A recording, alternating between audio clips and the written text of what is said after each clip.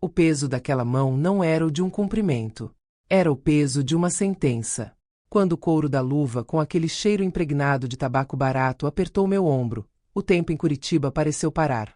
O barulho dos carrinhos batendo e o bip incessante dos caixas do supermercado Condor sumiram, substituídos pelas batidas frenéticas do meu próprio coração contra as costelas. Senhora! A voz era um sussurro urgente. Eu me virei, o fôlego curto, as juntas dos meus dedos brancas de tanto apertar a minha sacola de juta gasta. Meus joelhos, que já acusavam a chegada da chuva paranaense, vacilaram. Diante de mim estava Urbano. O rosto dele, geralmente firme como o de um homem que passou a vida vigiando portas, estava pálido. Os olhos dele não fixavam em mim, eles saltavam freneticamente em direção às portas automáticas de vidro, onde o carro prateado do meu filho, Zósimo, reluzia sob a luz cinzenta da tarde. Eu paguei pelos ossos, Urbano, minha voz saiu trêmula, uma nota de humilhação subindo pela minha garganta. Pode conferir a nota fiscal. Está aqui, bem em cima. Não se trata dos ossos, Dona Odete, ele sibilou, inclinando-se tanto que pude sentir o cheiro de café requentado em seu hálito. Se aquele homem esperando lá fora é o seu filho, a senhora precisa ver isto antes que seja tarde demais. Por favor, venha comigo até a sala de monitoramento. Agora. Eu hesitei. Zósimo estava no carro. Ele tinha sido tão atencioso ultimamente, me trazendo para fazer compras, insistindo que eu não carregasse peso. Mas havia algo no olhar de Urbano, o filho da vizinha que eu vi crescer vendendo ovos na fazenda em São José dos Pinhais, que me dizia que o perigo não estava no supermercado. O perigo estava sentado no banco do motorista do meu próprio carro. Deixei a sacola de juta para trás.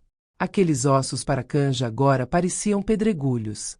Caminhei atrás de Urbano pelo corredor frio, passando pelas prateleiras de produtos de limpeza. O supermercado Condor sempre cheirava lavanda industrial e algo podre no fundo, um cheiro que gruda na alma e te segue até em casa.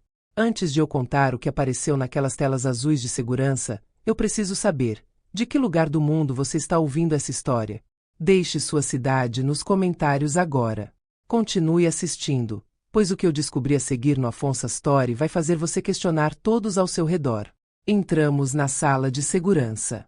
Era um túmulo apertado, iluminado apenas pelo brilho fantasmagórico dos monitores e pelo zumbido constante das máquinas. Urbano trancou a porta.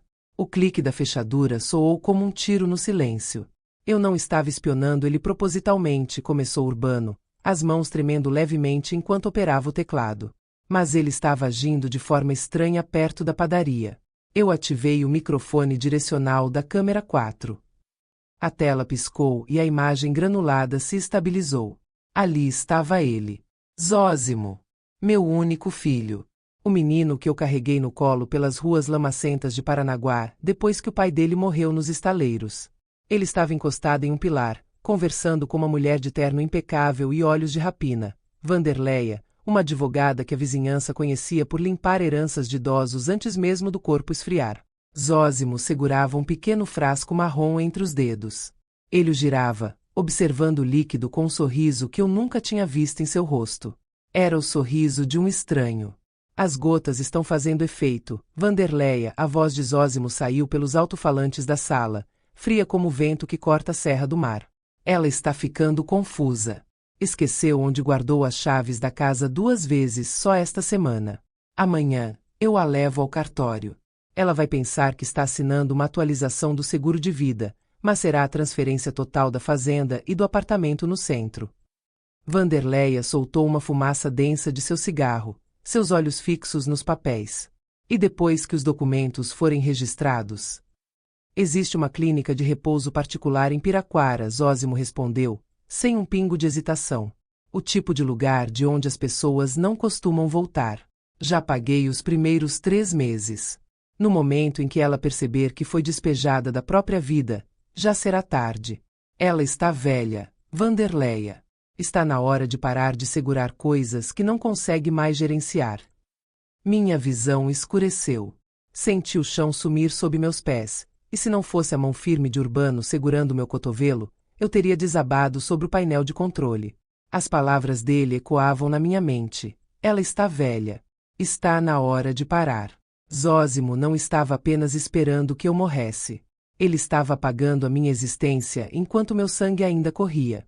Ele estava transformando minha memória em uma arma contra mim mesma.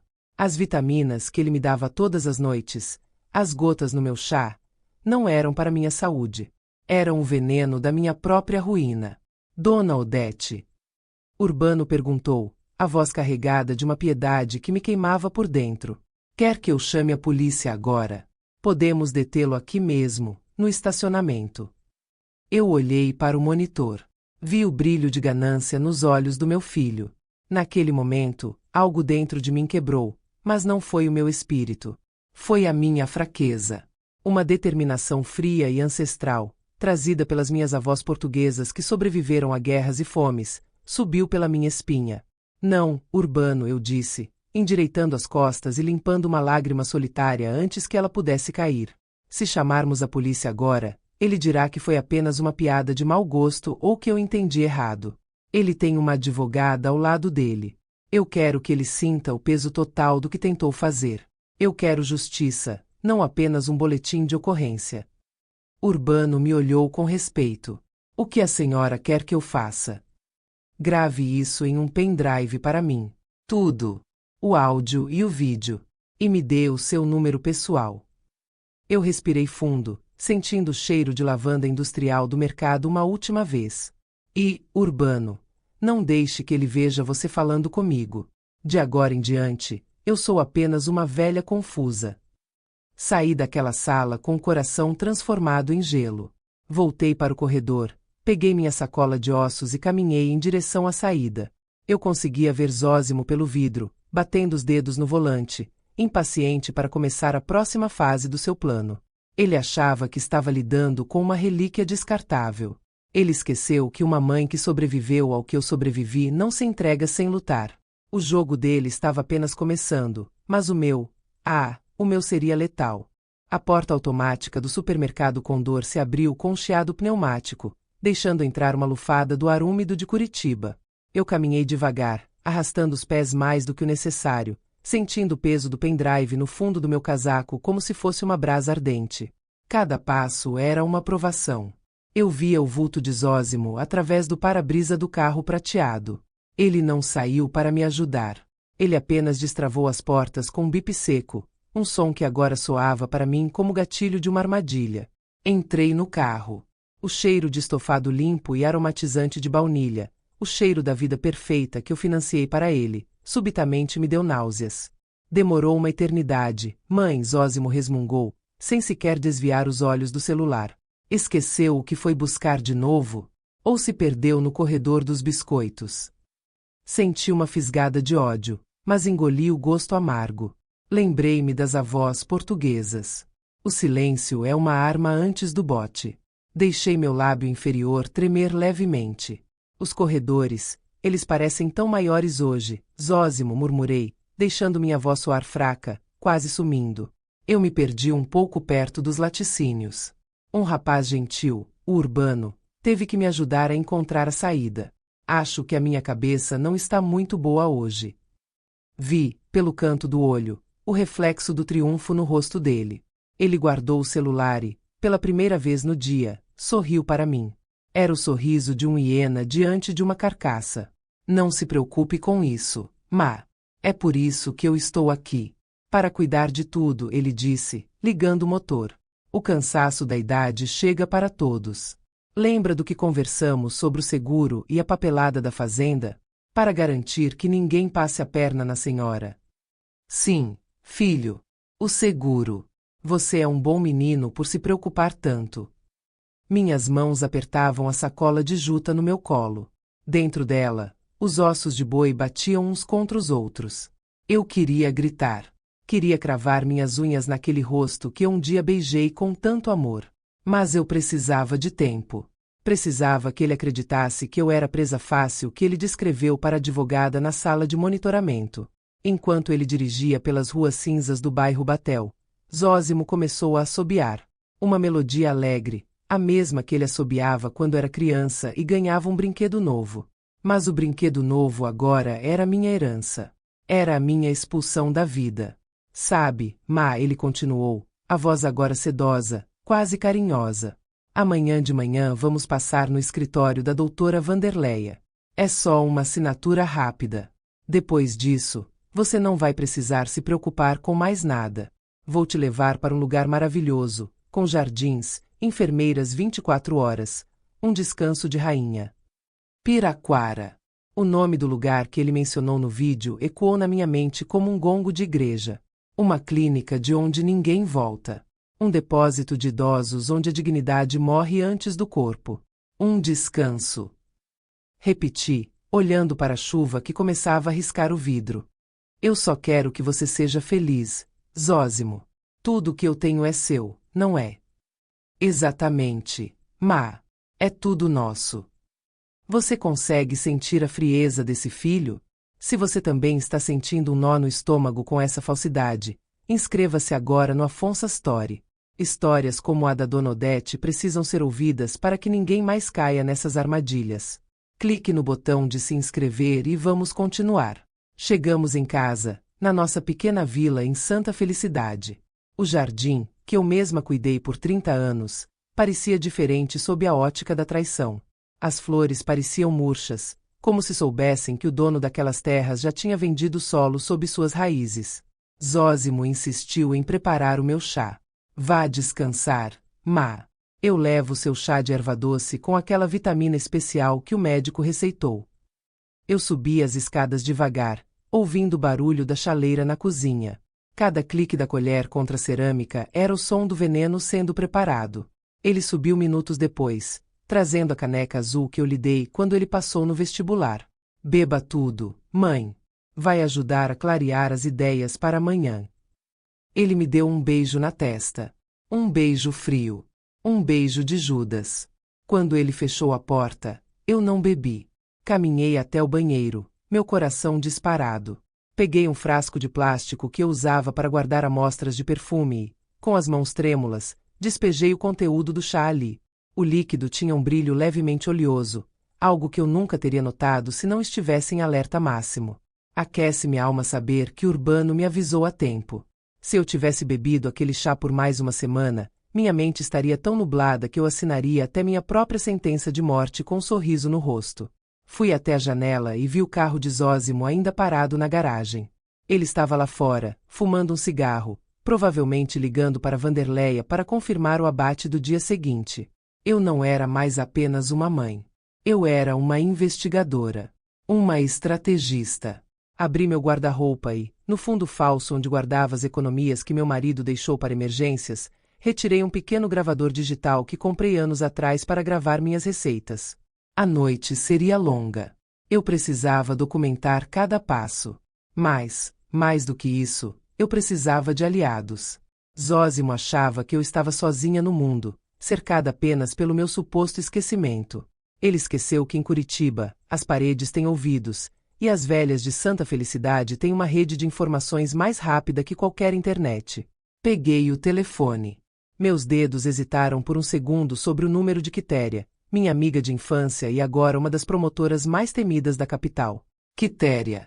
É a Odete. Não faça perguntas, apenas escute. Preciso de um favor legal. E preciso que seja amanhã de manhã, no cartório do centro. O plano estava começando a tomar forma. Zósimo queria me dar um descanso de rainha. Pois bem, eu daria a ele um assento na primeira fila para sua própria ruína. Eu me deitei, mas não dormi. Fiquei ouvindo o som da chuva batendo no telhado, o som da lavanda e do apodrecimento do supermercado ainda impregnado na minha memória. Zósimo pensava que eu era o passado. Mas amanhã, ele descobriria que o passado tem dentes muito afiados. Enquanto a chuva de Curitiba fustigava a janela do meu quarto, eu não via apenas as gotas escorrendo pelo vidro, eu via os anos escorrendo por entre os meus dedos. Para entender a dor daquele frasco marrom e daquelas palavras cruéis de Zósimo, você precisa saber de onde viemos. Eu não nasci com as mãos macias que ele tanto despreza hoje. Quando o pai de Zósimo morreu nos estaleiros de Paranaguá, esmagado por uma viga de aço que cedeu no meio de um temporal, o mundo se fechou para mim. Eu tinha 24 anos, um filho de 2 no colo e uma conta bancária que não pagaria nem o caixão do meu marido. Eu poderia ter voltado para a casa dos meus pais, Mas eu queria que Zósimo tivesse o que eu nunca tive, uma chance de ser alguém. Eu me mudei para Curitiba e aceitei o que aparecesse. Trabalhei limpando o chão de fábricas, o cheiro de óleo e metal entranhado na minha pele. Quantas noites eu passei em claro, costurando para fora até que minhas vistas fervessem e minhas mãos sangrassem, só para garantir que ele tivesse o melhor uniforme, os melhores livros, o melhor lanche na escola. Eu me lembro de uma vez, quando ele tinha 8 anos. Ele queria um par de sapatos de marca que todos os meninos da escola usavam. Eu passei 3 meses comendo apenas pão e sopa de ossos, sim, os mesmos ossos que fui buscar hoje no Condor, para poder comprar aqueles sapatos. Quando os entreguei a ele, o sorriso dele iluminou a casa inteira. Naquela época, aquele sorriso era honesto. Ou pelo menos, eu queria acreditar que era. Eu sacrifiquei minha juventude. Recusei pedidos de casamento, enterrei meus próprios sonhos de voltar a estudar, tudo para que Zósimo pudesse se tornar o doutor que ele é hoje. Eu o via subir na vida, orgulhosa de cada conquista, sem perceber que, a cada degrau que ele subia, ele olhava para trás e me via como algo menor. Para ele, eu não era mais a mãe que o salvou da miséria. Eu era o lembrete incômodo de um passado pobre que ele queria apagar. A fazenda em São José dos Pinhais, que ele agora quer roubar, foi comprada com suor de décadas. Cada palmo daquela terra tem o DNA do meu esforço. E agora, ele me olha e vê um estorvo. Ele vê coisas que eu não preciso mais gerenciar. O que dói mais, sabe? Não é o dinheiro. É a frieza. É o fato de que eu o criei para ser um homem, e ele se tornou um monstro. Um monstro que me beija a testa enquanto calcula quanto tempo eu levarei para esquecer o próprio nome sob o efeito de substâncias que ele mesmo administra. Ele acha que minha mente está nublada. Ele acha que os ossos para a sopa que comprei hoje são um sinal de senilidade, de que estou presa ao passado. Ele não entende que aqueles ossos são o símbolo da minha sobrevivência. Se eu sobrevivi à fome e ao luto nos estaleiros, eu sobreviveria a ele. É de partir o coração ver uma mãe ser tratada como um fardo depois de dar a vida pelo filho. Se você acha que a Dona Odete merece dar a volta por cima, deixe um Força Odete nos comentários. Sua interação ajuda o Afonso Astori a levar justiça a quem precisa. Inscreva-se para não perder o checkmate. Eu me levantei da cama e fui até a penteadeira. Olhei para o meu reflexo. As rugas ao redor dos meus olhos não eram marcas de fraqueza, eram mapas de batalhas vencidas. Eu não era a velhinha que ele descreveu para Vanderleia.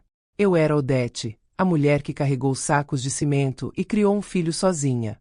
Zósimo se esqueceu de uma lição básica que eu tentei lhe ensinar. Nunca subestime quem não tem nada a perder.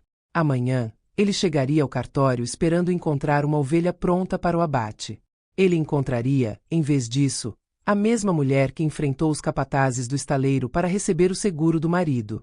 A chuva parou, mas o frio continuava. Eu sabia que ele estava no quarto ao lado, provavelmente sonhando com o que faria com o dinheiro do apartamento e da fazenda. Talvez uma viagem, um carro novo, ou apenas a satisfação de se livrar da velha. Eu apertei o frasco com a amostra do chá contra o peito. A evidência estava comigo. O plano de Quitéria já estava em movimento. Eu fechei os olhos por alguns minutos, não para dormir, mas para buscar forças no silêncio. Amanhã, o sol nasceria sobre Curitiba e revelaria a verdade. Zósimo queria me mandar para Piraquara? Pois bem, eu o mandaria para o único lugar onde um traidor merece estar, para o esquecimento e para a justiça dos homens. O suor dos estaleiros ainda corria em minhas veias, e ele estava prestes a descobrir que meu sangue era muito mais forte que o veneno dele. Amanhã em Curitiba nasceu com aquela neblina espessa que parece engolir os prédios e abafar o som do mundo. O frio entrava pelas frestas da janela, mas o gelo que eu sentia nas entranhas não vinha do clima. Era o dia da assinatura.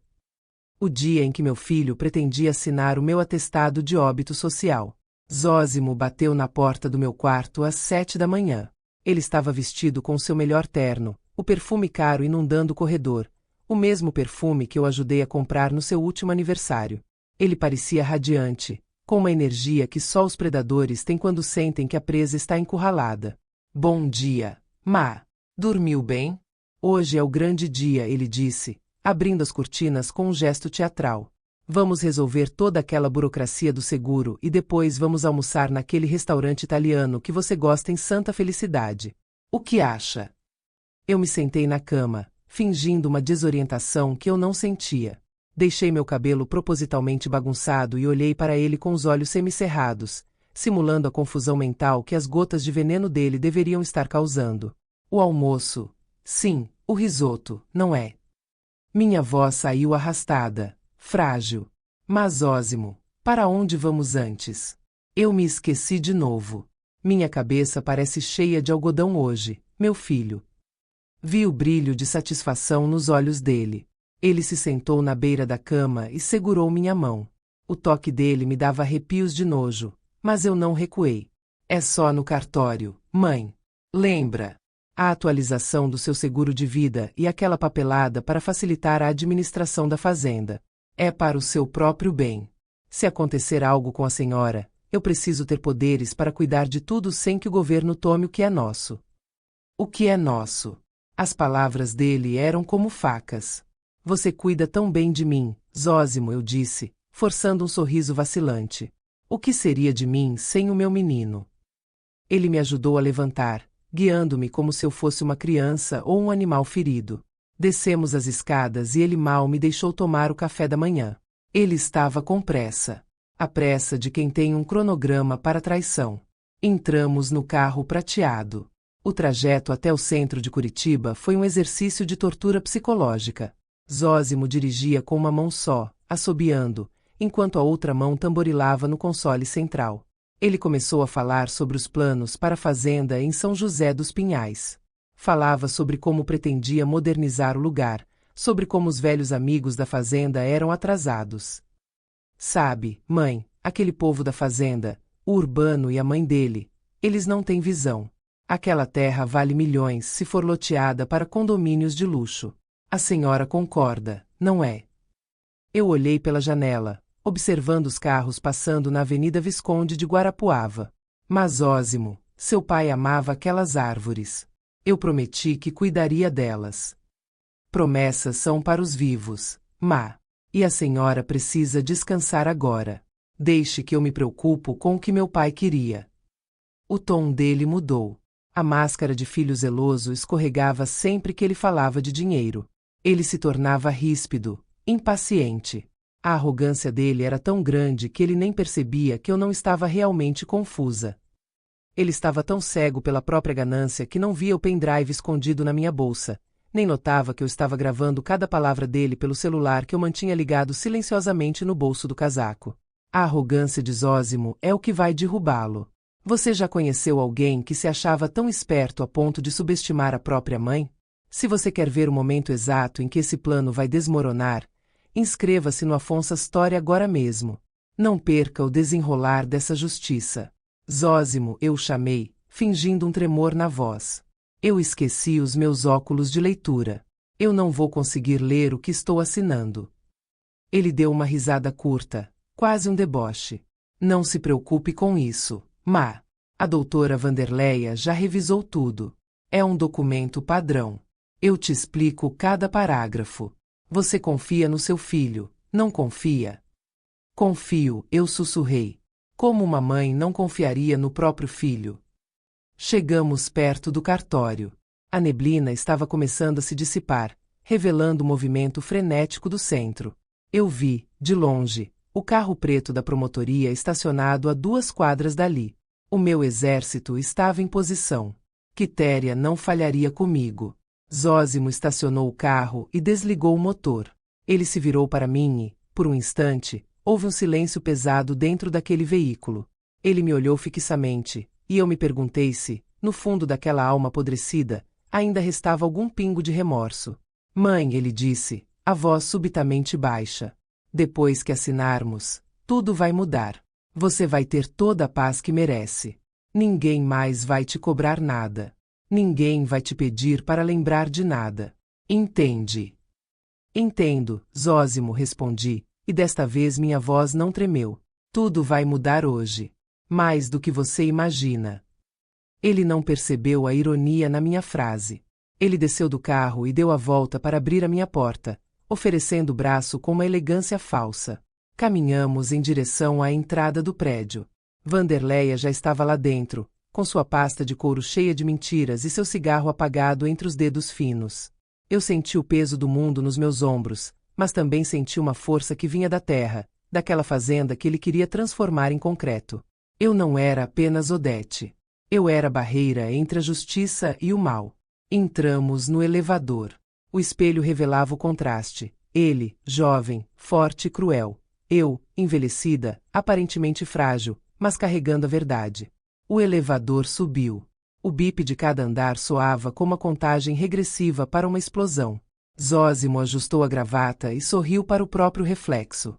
Ele já se sentia o dono do mundo. Ele não sabia que, em poucos minutos, o mundo dele desabaria com um simples clique de um botão. Pronta? Ele perguntou quando as portas se abriram. Sempre estive pronta, Zósimo, respondi. E entramos no escritório onde a traição estava prestes a encontrar o seu mestre. O escritório da doutora Vanderleia era exatamente como eu imaginava. Móveis de mogno pesado, carpetes que abafavam qualquer som de consciência e um cheiro persistente de perfume francês misturado com o ranço de papel velho. Vanderleia nos esperava em pé, atrás de uma mesa que parecia um altar dedicado à ganância. Ela usava um terno cinza metálico, tão frio quanto o olhar que dirigiu a mim, um olhar que não via uma pessoa, mas um obstáculo prestes a ser removido. Dona Odete, que prazer vê-la, ela disse, a voz gotejando um mel falso que me deu calafrios. Zósimo me disse que a senhora teve uma manhã difícil. Sente-se, por favor. Vamos tornar isso o mais rápido possível. Zósimo me guiou até a cadeira de couro. Ele se sentou ao meu lado, colocando a mão sobre o meu ombro. Aquele gesto, que para qualquer estranho pareceria afeto, para mim era o peso de uma carcaça de chumbo. Eu deixei minha bolsa de juta no chão, entre meus pés, sentindo o volume do pendrive e do gravador. A doutora Vanderleia preparou tudo, Zósimo disse, gesticulando para a pilha de documentos sobre a mesa. Como eu te expliquei, são apenas os papéis do seguro e aquela autorização para eu cuidar da fazenda e do apartamento. A senhora confia em mim, não é? A senhora quer ficar tranquila, não quer? Eu olhei para os papéis. As letras pareciam dançar diante dos meus olhos, não porque eu estava confusa, mas porque a audácia daquilo era hipnotizante. Eles nem se deram ao trabalho de esconder termos como transferência irrevogável de propriedade e plenos poderes de curatela. Eles achavam que eu não seria capaz de ler nem o título. Eu confio em você, Zósimo, murmurei, fazendo minha voz falhar deliberadamente. Mas as letras são tão pequenas. E a minha cabeça? Ela está girando um pouco. Acho que foi o chá de hoje cedo. Ele tinha um gosto diferente. Vi um rápido olhar de pânico cruzando o rosto de Zósimo, que ele imediatamente mascarou com um sorriso nervoso. Ele olhou para Vanderleia, que apenas assentiu levemente, como se dissesse, é o efeito esperado, continue. É apenas a vitamina. O médico disse que às vezes dá uma tontura leve antes de fazer efeito total. Por isso precisamos assinar agora, antes que a senhora fique cansada demais. Vanderleia deslizou uma caneta de ouro em minha direção. Apenas assine onde estão os X vermelhos, Dona Odete. Aqui e nesta última página. Eu peguei a caneta. Ela era pesada e fria. Por um segundo, o silêncio na sala foi tão absoluto que eu podia ouvir a respiração ofegante de Zósimo. Ele estava ansioso. Ele conseguia ver o dinheiro, a fazenda, a vida de luxo sem a velha no caminho. Antes de eu assinar. Comecei, parando a caneta a milímetros do papel. Eu posso tomar um pouco de água? Minha garganta está tão seca. Acho que é o nervosismo. Claro, Dona Odete, Vanderleia disse, visivelmente impaciente. Ela apertou um botão no interfone. Traga uma água para a senhora. Enquanto esperávamos, eu comecei a agir. Zósimo, meu filho, eu tive um sonho estranho ontem à noite. Sonhei que estávamos no supermercado e um homem me dizia coisas horríveis. Você estava falando com uma mulher. Parecia a doutora Vanderleia. Mas você parecia tão diferente. Zósimo ficou pálido. O suor começou a brotar em sua testa, apesar do ar-condicionado gelado. Sonhos são apenas sonhos, mãe. É a confusão da idade. A senhora está misturando as coisas. Deve ser, respondi, suspirando. Mas no sonho, você dizia que eu ia para um lugar. Piraquara. Onde fica isso, meu filho? É bonito. A caneca de café de Wanderleia bateu na mesa com um som seco. Zósimo engoliu em seco, o pomo de Adão subindo e descendo freneticamente. Ele trocou um olhar desesperado com a advogada. Eles não esperavam que a vitamina deixasse frestas na minha consciência. Eles achavam que eu já era um vegetal. A máscara está começando a rachar. Você já sentiu aquele frio na barriga quando sabe que alguém está mentindo na sua cara? A dona Odete está jogando com eles agora. Se você quer ver a queda monumental do Zósimo, inscreva-se no Afonso Story agora. Não saia daí, o desfecho está chegando. A água chegou. Eu bebi devagar, ganhando cada segundo possível. Eu sabia que Quitéria e os policiais já estavam no prédio, apenas esperando o sinal ou o tempo combinado. Eu precisava levá-los ao limite.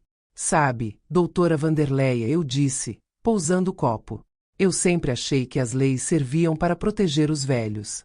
Mas parece que às vezes elas servem para nos apagar mais rápido, não é? Wanderleia forçou um riso frio. Ninguém está apagando a senhora, dona Odete. Estamos apenas organizando o seu futuro. O meu futuro. Repti. Zósimo, você se lembra de quando você era pequeno e tinha medo do escuro? Eu ficava do seu lado até você dormir. Eu te protegia de tudo.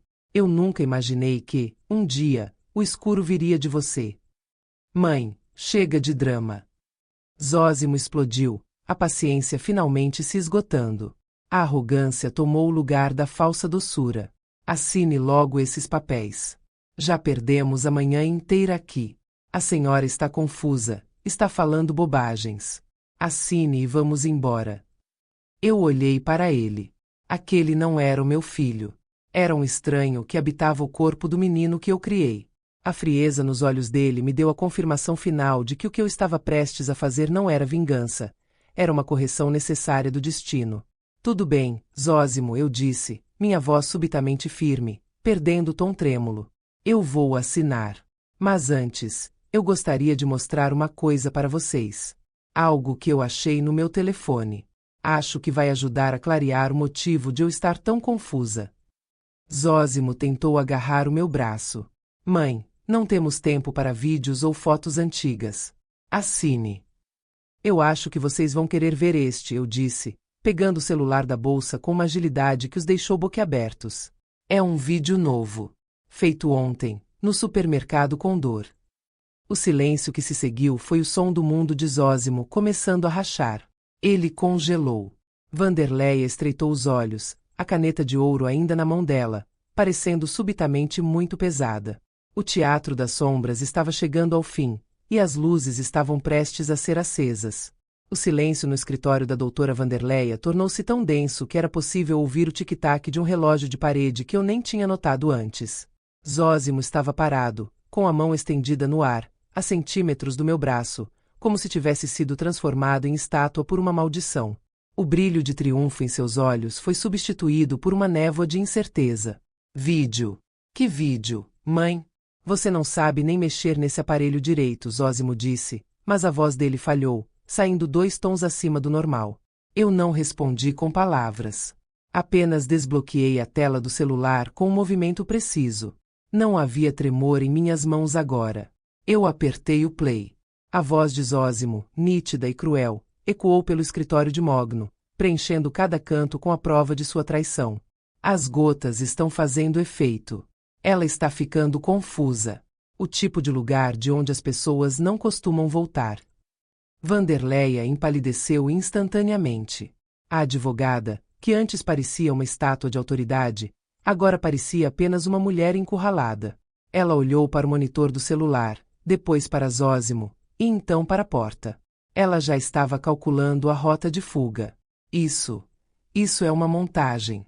É inteligência artificial. Zósimo gritou, golpeando o ar com as mãos. Você está louca, Odete. Essa vitamina está te deixando paranoica. Engraçado você mencionar a vitamina, Zósimo, eu disse, minha voz agora fria e cortante como o vento da Serra do Mar.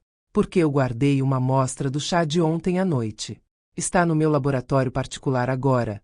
Ou melhor, nas mãos da polícia técnica. Sabe, meu filho, Curitiba é uma cidade pequena para quem tem amigos no lugar certo. Zósimo deu um passo atrás, batendo com as costas na estante de livros. A arrogância dele estava derretendo como cera perto do fogo. Ele olhou para a doutora Vanderleia em busca de ajuda, mas ela estava ocupada demais tentando enfiar os documentos da transferência em sua trituradora de papel lateral. Pare com isso, doutora Vanderleia, eu avisei. Tudo o que está nessa mesa já foi fotografado por Urbano ontem à noite. Ele é mais do que um segurança de supermercado. Ele é um homem que respeita as mães, algo que você e meu filho parecem ter esquecido. O jogo virou. Você viu a cara dele quando ouviu a própria voz? Isso é o que acontece quando você subestima a inteligência de quem te deu a vida. Se você está vibrando com a dona Odete, clique no like agora. No Afonso Story, a justiça tarda, mas não falha. Mãe, escuta. Foi um mal-entendido, Zósimo começou a rastejar, mudando o tom para uma súplica patética. Eu estava apenas brincando com a Vanderleia. Eu queria ver se ela era uma advogada ética. Eu jamais faria isso com a senhora. Calhe a boca, Zósimo, eu disse, e a força na minha voz o fez emudecer. Você não está falando com a velhinha de Piraquara agora. Você está falando com a mulher que limpou o chão de fábricas para você ter esse terno. Você está falando com a dona de tudo o que você tentou roubar. Eu me levantei. Meus joelhos não doíam mais. A adrenalina e a sede de justiça eram o melhor remédio que eu poderia ter tomado. Caminhei até a janela e olhei para baixo. A neblina tinha sumido completamente. O sol de Curitiba, pálido mas firme, iluminava a rua. Lá embaixo, os carros da polícia e o veículo preto da Promotoria de Justiça começavam a cercar a entrada do prédio. O tempo de Zósimo tinha acabado. Sabe o que é mais triste, Zósimo? Perguntei, sem me virar para ele. Não é você querer o meu dinheiro. É você ter achado que eu não era mais capaz de pensar. Você achou que o amor de mãe me tornaria cega para sempre. Mas o amor de mãe também é proteção. E hoje, eu estou protegendo a minha história de você. Vanderleia tentou se levantar para sair da sala, mas eu me coloquei diante da porta. A senhora não vai a lugar nenhum, doutora. A doutora Quitéria está subindo o elevador neste exato momento. E ela tem perguntas muito específicas sobre outros clientes que a senhora mandou para aquele descanso de rainha. O rosto da advogada tornou-se cinzento. Zósimo caiu sentado na cadeira onde eu estava momentos antes, enterrando o rosto nas mãos. O silêncio voltou, mas agora era o silêncio de uma cela de prisão antes da porta se fechar. A campainha do escritório tocou. Um som agudo, final, como o martelo de um juiz. Eu olhei para o meu filho uma última vez antes de abrir a porta. O chá estava delicioso hoje. Zósimo, eu sussurrei. Pena que você não vai poder provar o que eu preparei para o seu futuro. Girei a maçaneta. A luz do corredor inundou a sala, e com ela, o fim do pesadelo.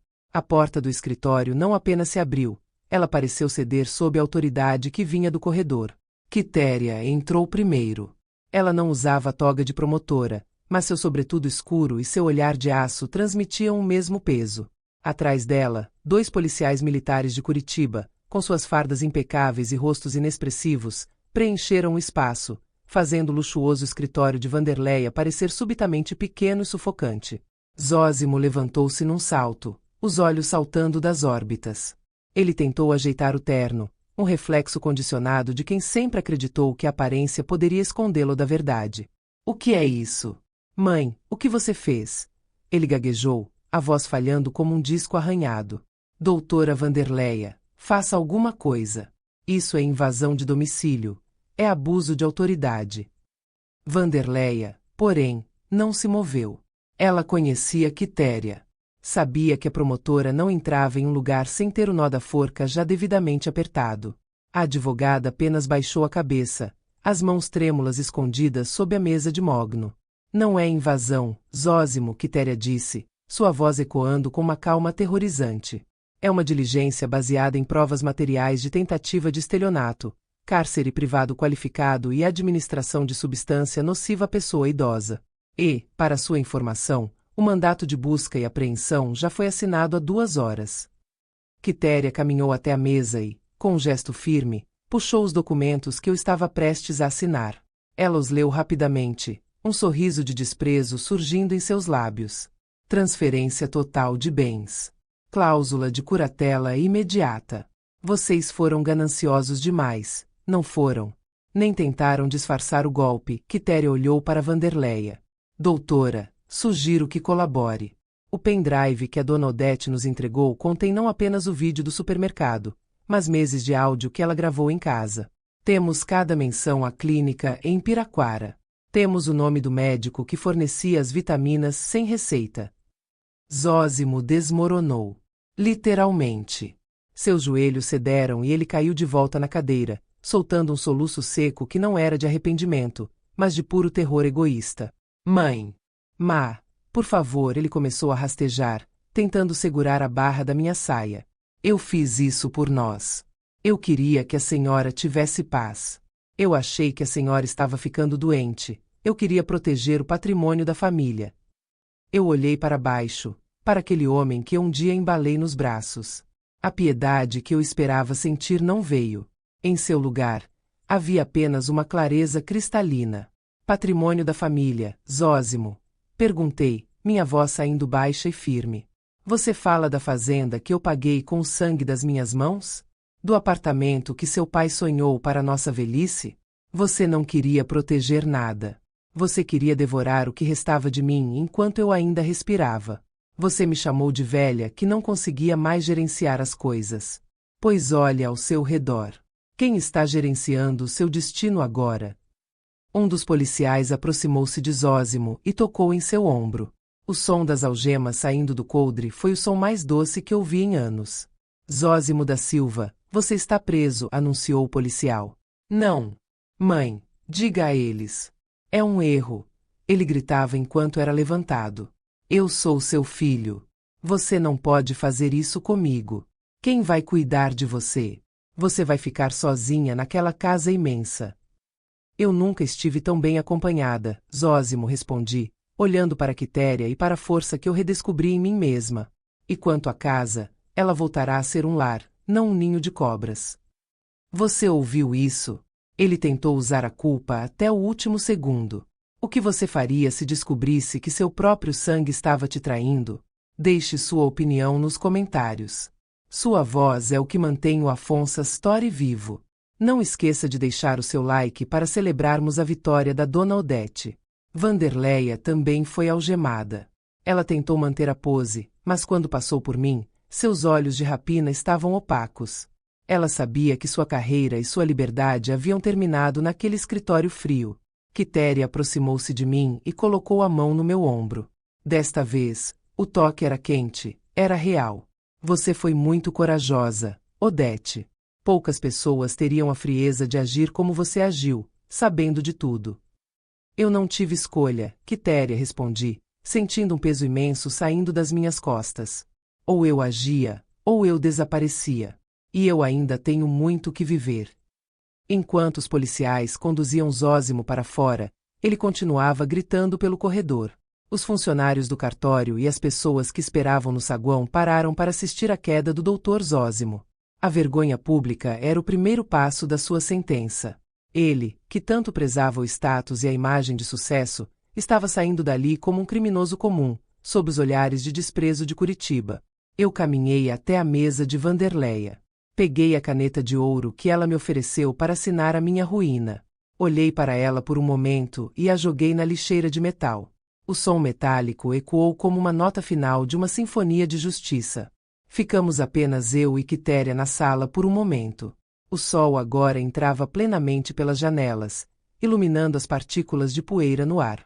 O escritório, antes sinistro, agora parecia apenas vazio e patético. O que você vai fazer agora, Odete? Quitéria perguntou suavemente. Eu respirei fundo, sentindo o ar entrar nos meus pulmões sem a opressão da dúvida ou do medo.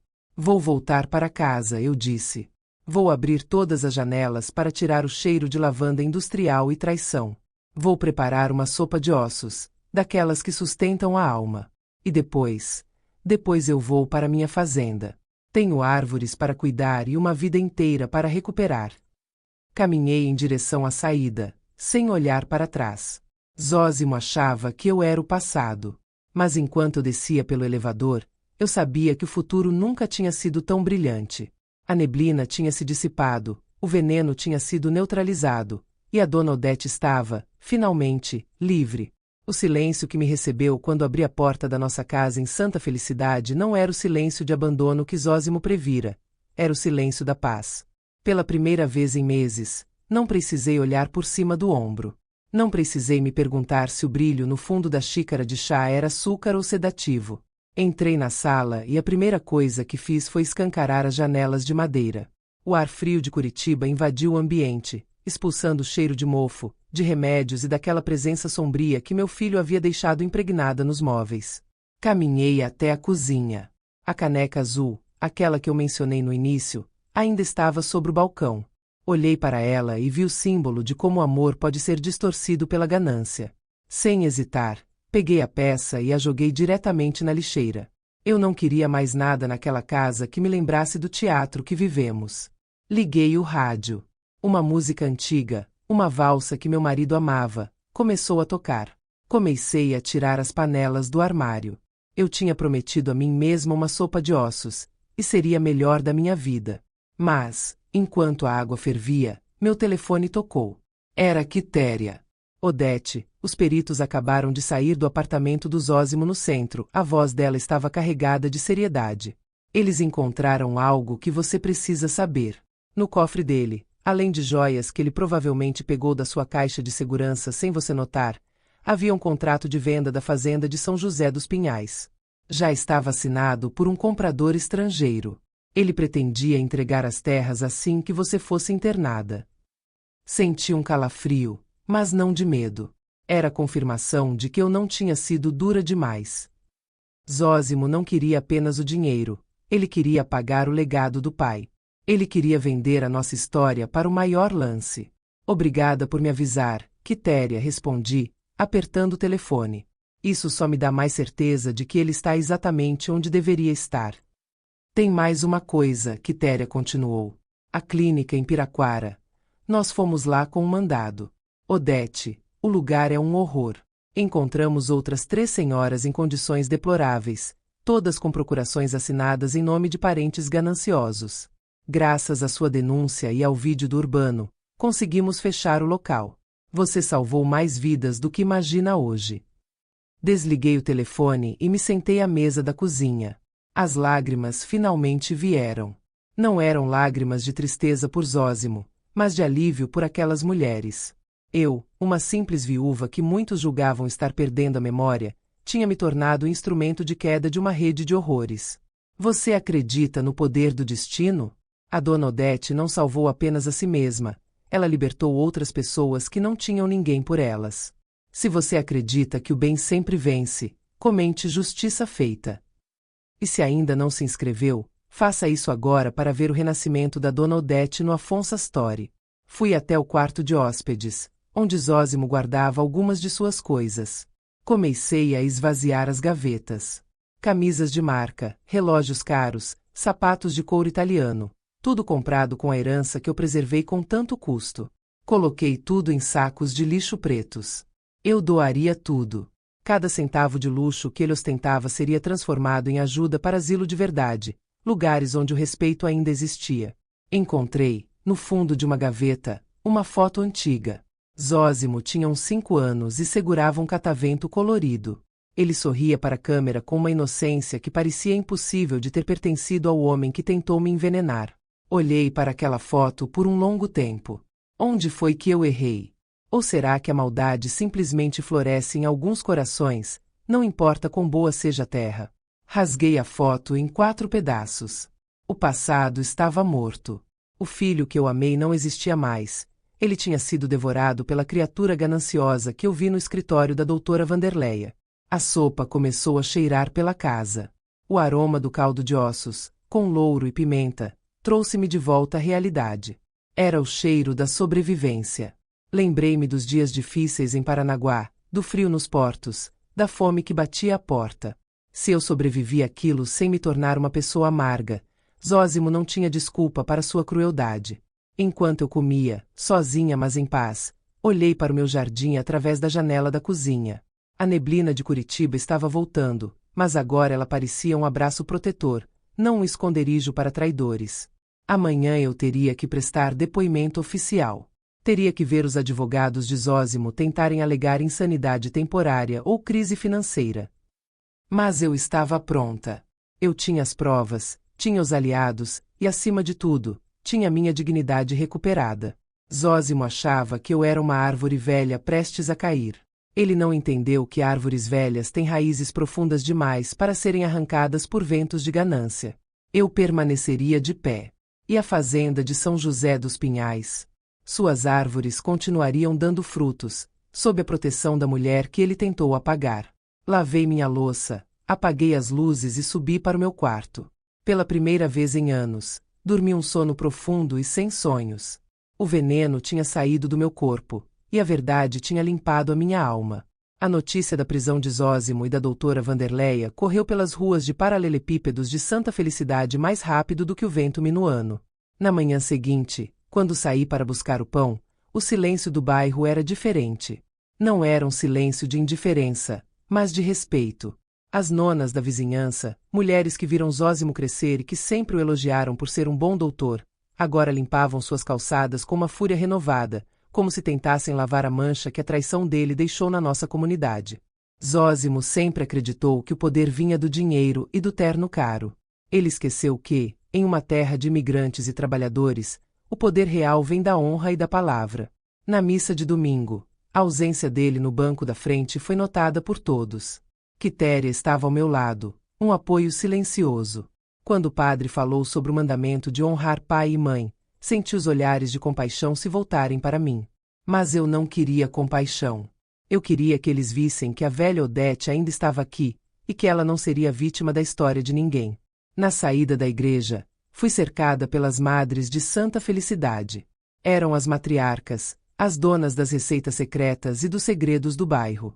Odete, querida, disse Dona Bianca, cujas mãos eram marcadas pelo trabalho nas parreiras. Nós soubemos. Se precisar de qualquer coisa, se precisar que alguém vigie a casa ou apenas de um prato de polenta quente, saiba que você tem uma família aqui. Aquele rapaz, ele não é mais um de nós. O exílio de Zósimo tinha começado. Ele não era apenas um detento em uma cela fria em Curitiba. Ele era agora um fantasma nas memórias de quem o conheceu.